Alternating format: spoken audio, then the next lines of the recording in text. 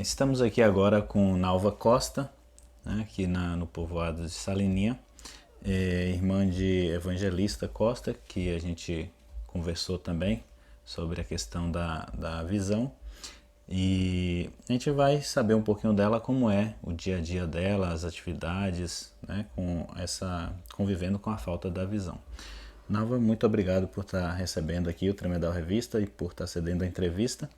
Eu gostaria de saber primeiramente como aconteceu a sua perda da visão, como é que se deu esse processo aí. Bom, eu que agradeço pela oportunidade e, bom, eu perdi a visão por completo. Eu tinha por volta entre 3 e 4 anos de idade, glaucoma. Antes até os 3 anos, eu enxerguei parcialmente dos olhos, de um olho. E logo após esse período, eu tive que passar por uma cirurgia e a partir dessa cirurgia eu perdi completamente a visão. Certo, então desde bem pequena, né, da infância, e como é que Exato. você conviveu e convive assim no seu dia a dia com essa falta? Assim, desde criança eu sempre fui muito, como eu posso dizer, muito livre na, na minha forma de ser. Eu sempre tive um espírito muito livre, principalmente quando criança. E eu acho que pelo fato de ter perdido a visão muito cedo, algumas coisas eu passei a sentir com mais clareza depois de adulta. Algumas dificuldades. Que quando eu era criança eu aprendi a me virar muito bem na casa dos meus pais. Corria, brincava. Na maioria das vezes brincava só, mas brincava. E com isso eu tive uma infância bem tranquila nesse aspecto. Depois que a gente vai se tornando adulto, algumas coisas vão se tornando mais difíceis, a gente vai tendo uma maior percepção das coisas, né, da realidade. Mas, assim, o que me faz conviver bem com a deficiência é ter um bom conhecimento de tudo à minha volta, do ambiente à minha volta, me aceitar em primeiro lugar, porque em primeiro lugar, a gente precisa se aceitar. Não dá pra gente ficar reclamando, não dá pra gente ficar se, se maldizendo. A gente tem que aceitar e se aceitar acima de qualquer coisa. Mas algumas coisas são essenciais para que a gente consiga conviver bem com a deficiência e se desenvolver. Dentro de casa, por exemplo, a gente precisa ter como eu falei, um bom conhecimento do ambiente que a gente vive.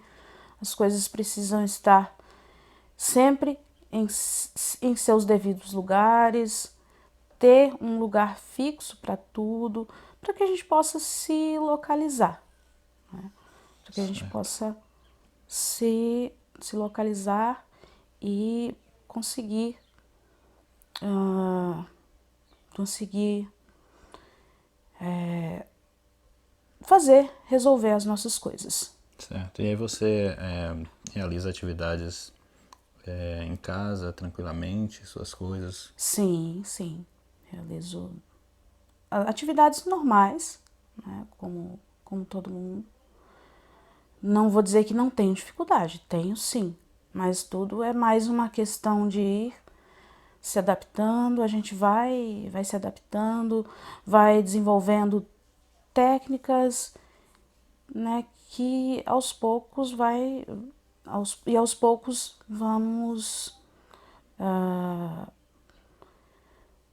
vamos conseguindo vencer as barreiras. Certo. E assim, saindo de casa, se deslocando para outros lugares, por exemplo, na escola, né? Você estudou, Sim. e indo em outras repartições, em outros lugares, mercado. Como é a vida assim nesses lugares? Com certeza a dificuldade deve aumentar, e aí a relação com as pessoas, há uma ajuda das pessoas assim no relacionamento, ou a dificuldade é grande aí nesse sentido? Sim, a dificuldade é grande, porque primeiro vem a questão da acessibilidade que não existe. As ruas não têm acessibilidade, a gente tem que se deparar. Quando eu saio com a bengala, por exemplo, eu deparo com muitas situações muito complicadas, e isso não é só aqui, é no Brasil inteiro. Acho que todo cego passa por isso. Além das ruas não oferecerem condições, nem condições, boas condições, nem bem para quem enxerga, para o deficiente visual, então, para o deficiente de um modo geral. Se você perguntar para um cadeirante, por exemplo, nossa, o que eles passam por situações terríveis, né? Mas aí a gente que sai com a bengala, a gente se depara com carros na calçada, é moto na calçada. Calçada não é para isso. Os próprios estabelecimentos também a gente encontra muitas dificuldades. Tem muita gente boa que ajuda, que se oferece para ajudar, só que também tem muita situação de inconveniência, tem muita gente inconveniente que muitas vezes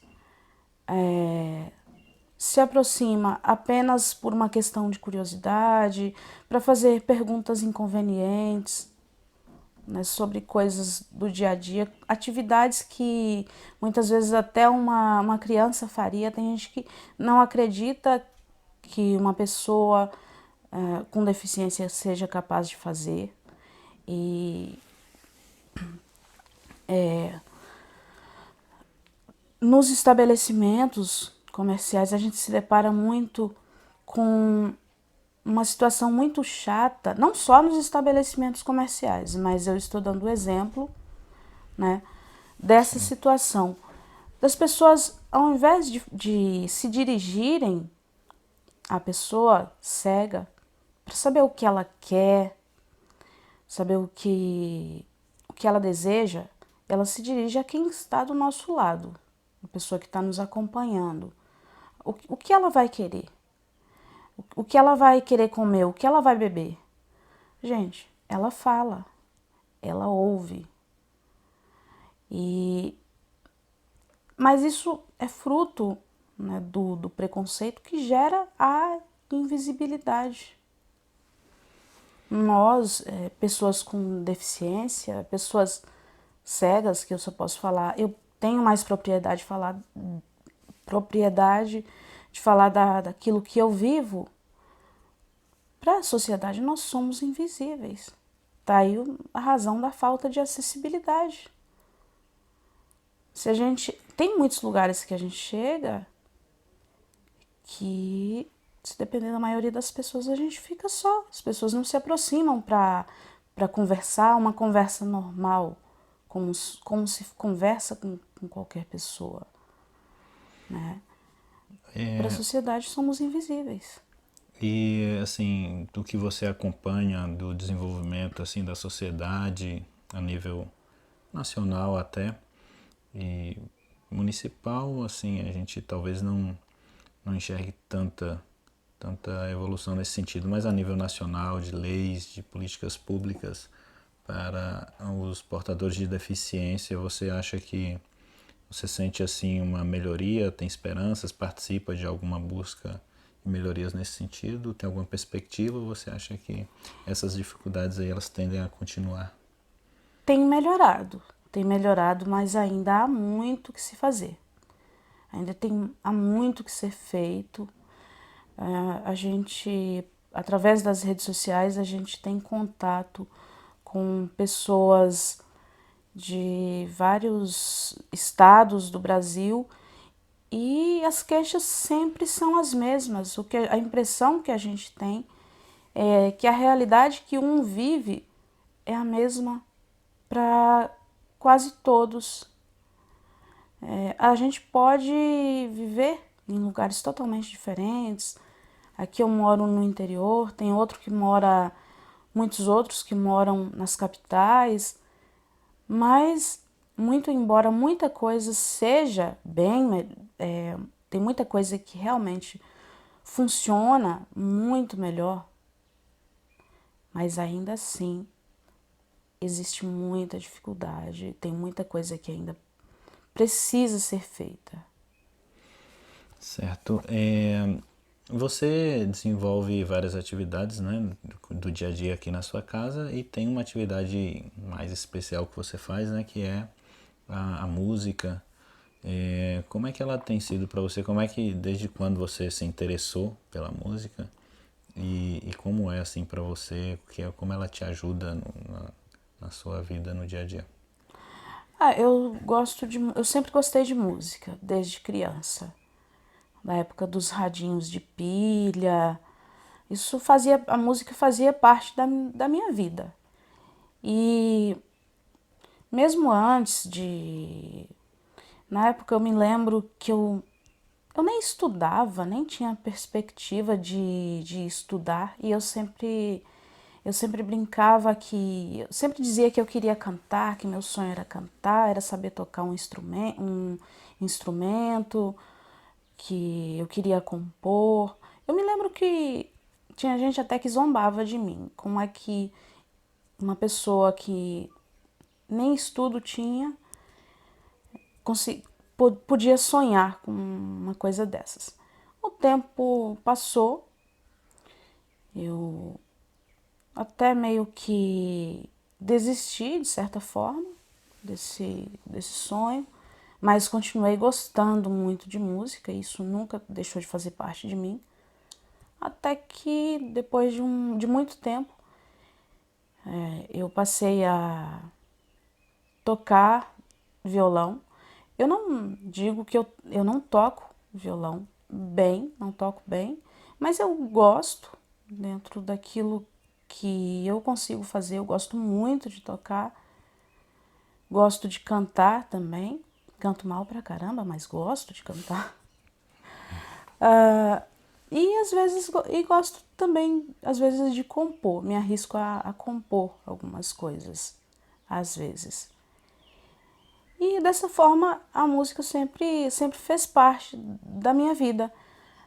Algumas vezes mais, outras vezes menos, depende muito do momento, depende muito da fase, né? Mas, assim, é o tipo de coisa que eu não consigo me imaginar sem. Certo. Então, eu agradeço pela entrevista, pela conversa, e eu gostaria que você cantasse um pouquinho de uma música pra gente finalizar essa entrevista com a Evangelogia.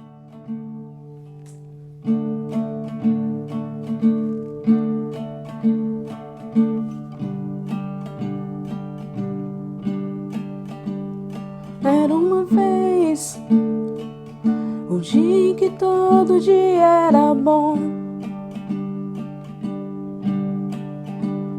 delicioso o gosto e o bom gosto das nuvens serem feitas de algodão.